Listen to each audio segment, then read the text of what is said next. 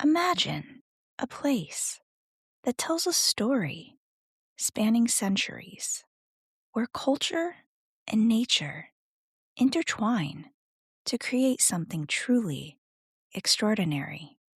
That's the beauty of UNESCO World Heritage Sites.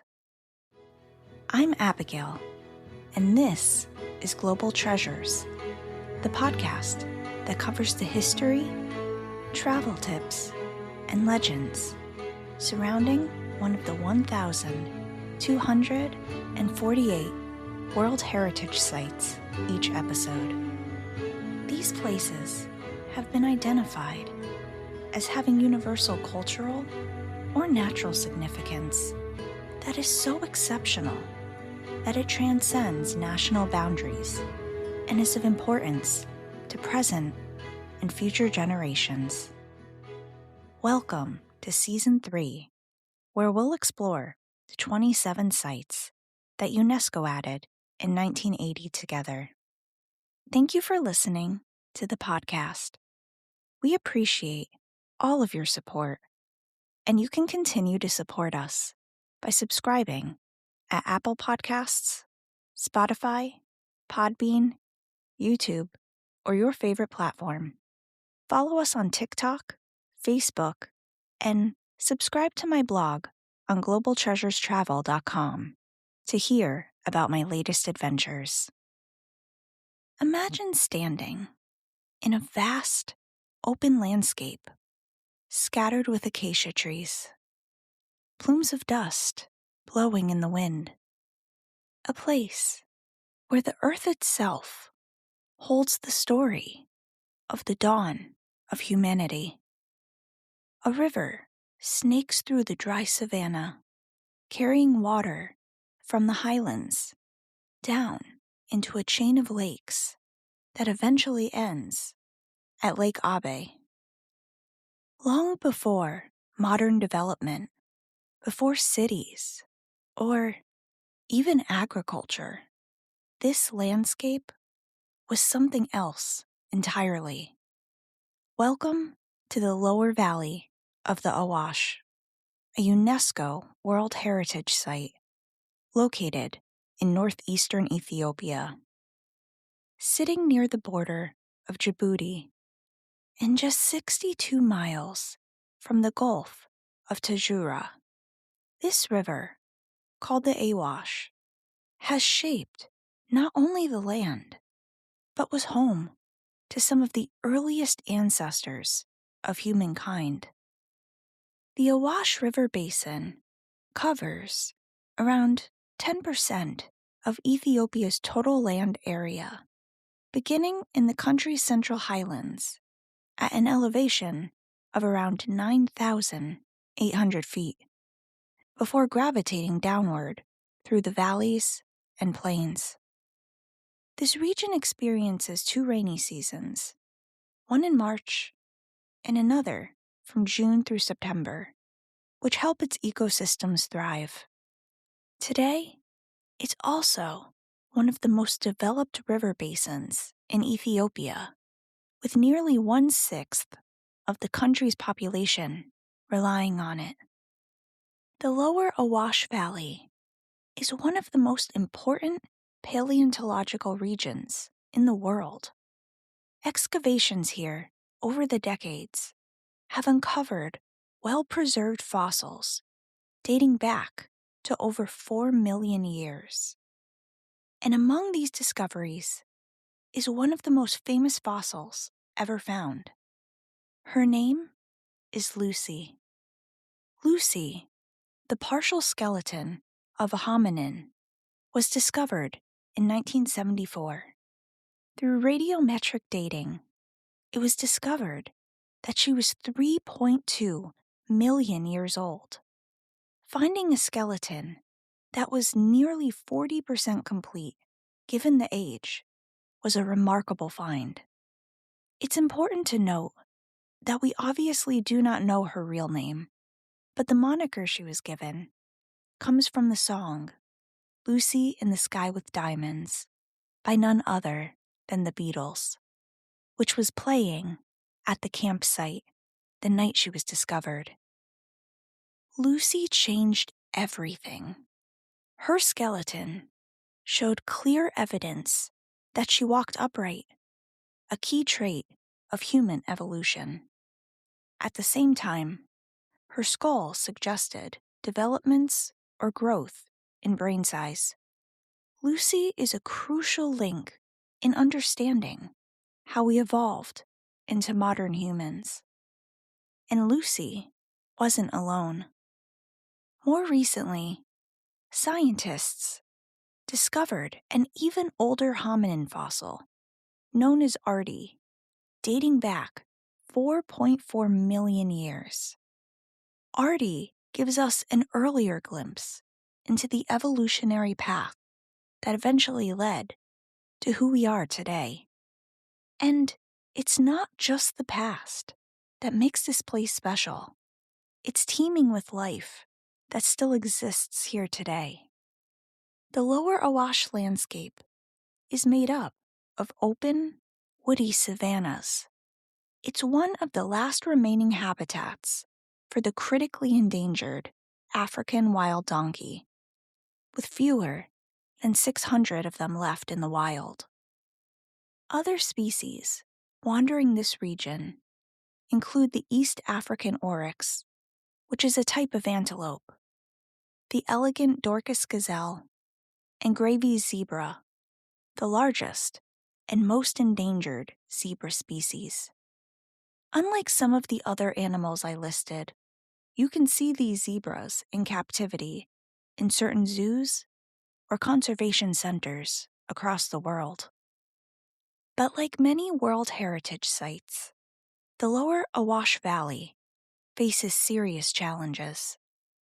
Growing agriculture and urbanization are placing increasing demands on the river basin. Water pollution from pesticides, as well as industrial waste from tanneries and paint factories, threatens the ecosystem. There's also little on-site management. Illegal fossil hunting has also become an issue.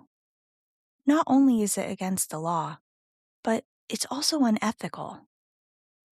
Humans have lived in this region for as long as our species have existed. It's one of the few places on Earth where the story of human evolution and human survival merge into one narrative. This is not just a historical site, it's a living, changing landscape, one that will forever need our protection. So now that we've covered a bit of the history of the Lower Valley, let's talk about how you can build out planning a trip to visit. Because part of protecting these sites is traveling to them sustainably, and tourism dollars are vital to keeping these sites alive. I'll put some links in the show notes, per usual, to hopefully make planning your trip a bit easier. Before you leave for your trip, look into local regulations, such as restrictions on vaping, certain devices like drones, and occasional curfews, depending on the region. Always check current guidance online in advance. Ethiopia is linguistically diverse, with Amharic, Somali, and other languages among the most widely spoken. Staff at museums, larger hotels, and major attractions may speak some English, but having a translation app on your phone is always helpful. If you're flying in from another country, you'll want to land at Addis Ababa International Airport, which is Ethiopia's largest hub. From there, you can arrange to have a taxi bring you to the Awash region. You'll want to note that large rideshare companies that are popular in Europe and the United States aren't available in Ethiopia. Before you depart the airport, make sure you make an agreement with the taxi driver on a price for the ride, as they don't necessarily use meters. The currency is the birr, and some taxis don't take credit cards, so make sure you have physical money on you. I generally wouldn't recommend renting a car, as the roads can be a bit unpredictable.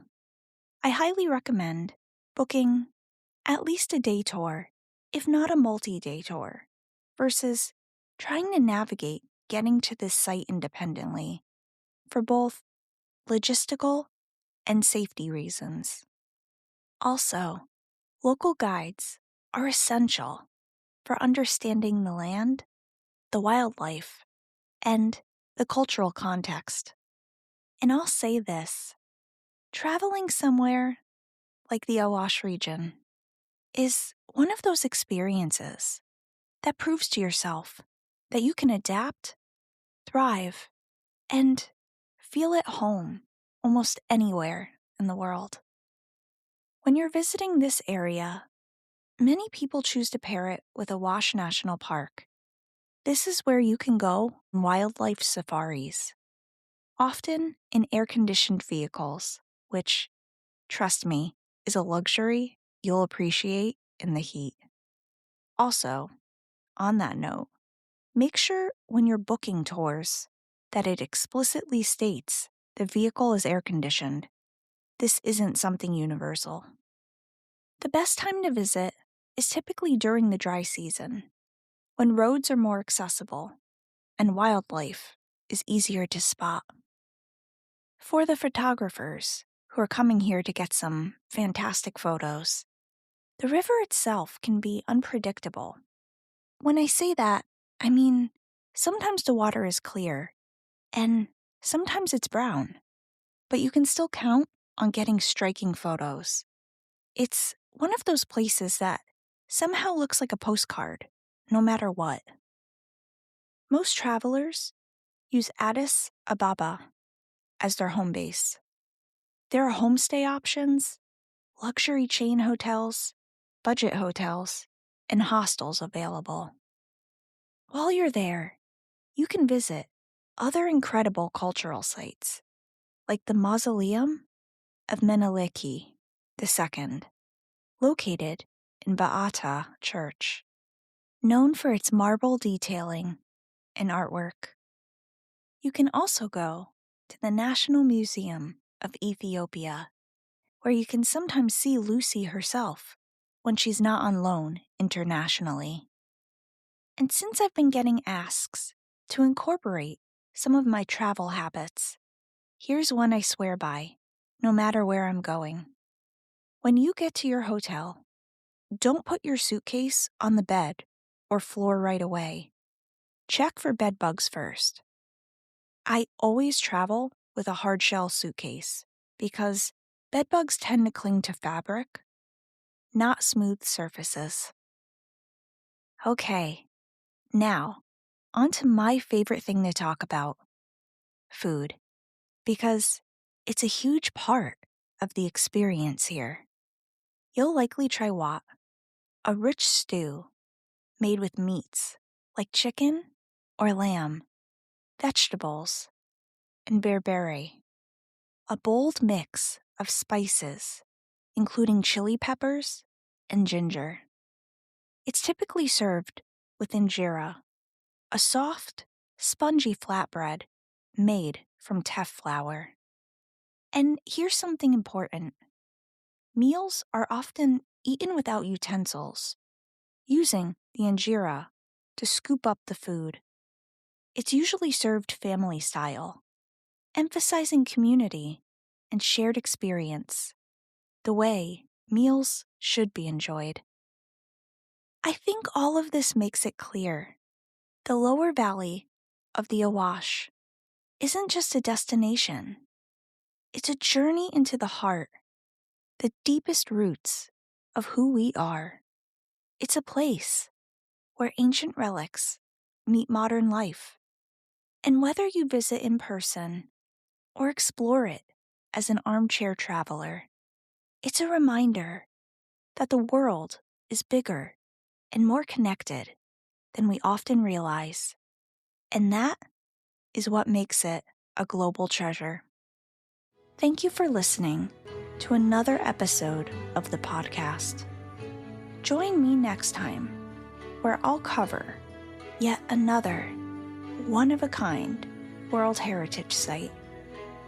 Until then, keep exploring, keep wondering, and keep treasuring the remarkable diversity of our world's heritage.